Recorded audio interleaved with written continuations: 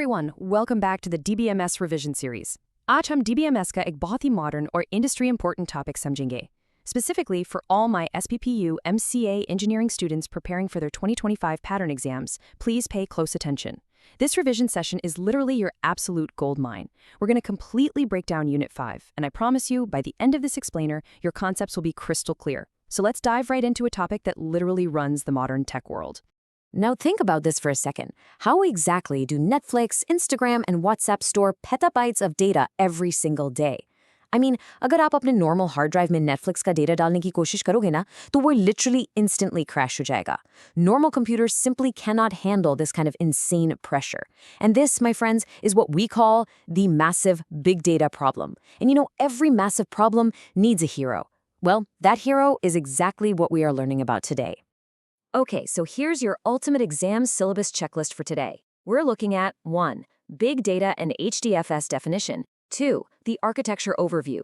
3. Block storage and replication. 4. Pros, cons, and real-world use cases. And 5. Exam tips and quick revision. Stick around for this entire explainer, and your Unit 5 requirement for this topic will be completely sorted. Let's hit the first point.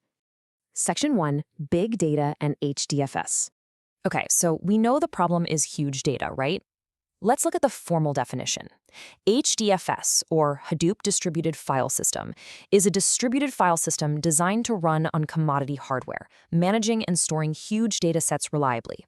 Now, write this exactly as it is on your exam sheets. But let's understand what it actually means. Commodity hardware just means your normal, cheap, everyday computers. So HDFS essentially takes hundreds of these normal computers, connects them all together, and transforms them into one giant super storage system. Concept clear? Awesome. Let's move to Section 2, HDFS Architecture Explained. Now students, ध्यान से सुनना, because this is a guaranteed question in your exam.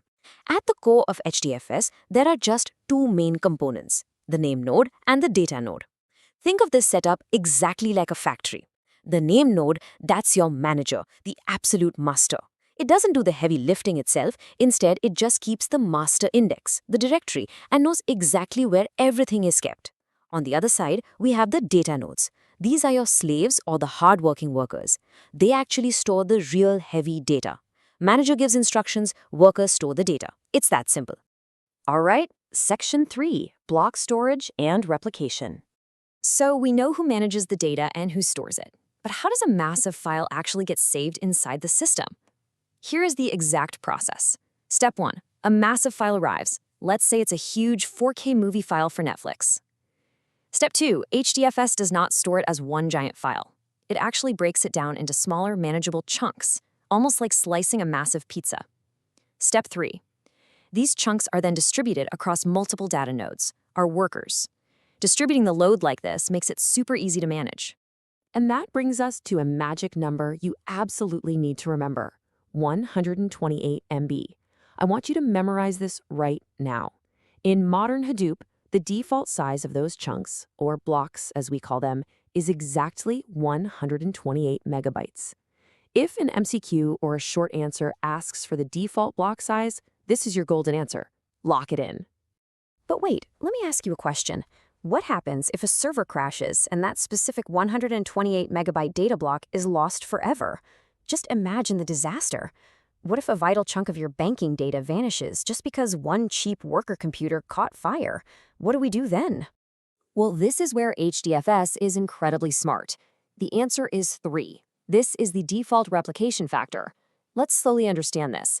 HDFS automatically makes 3 backup copies of every single block and stores them on completely different data nodes. So even if worker number 1 crashes and burns, worker number 2 and worker number 3 still have an exact copy of your data. We call this high fault tolerance, and it's exactly why HDFS is so bulletproof. Moving right along to Section 4, Pros, Cons, and Applications. Okay, so why does the entire tech industry rely on this?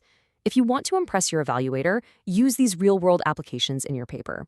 Netflix uses it for high bandwidth streaming, Amazon uses it to store massive e-commerce data logs of user clicks, Google Drive uses similar distributed systems for massive cloud storage, and banking systems rely heavily on that high fault tolerance we just talked about, ensuring your financial records are never lost. Connecting theory to real life is exactly how you score the top marks. But a topper's answer always shows both sides.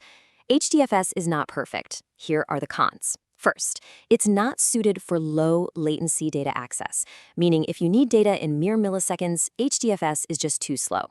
Second, it's highly inefficient if you have millions of tiny 1 KB files.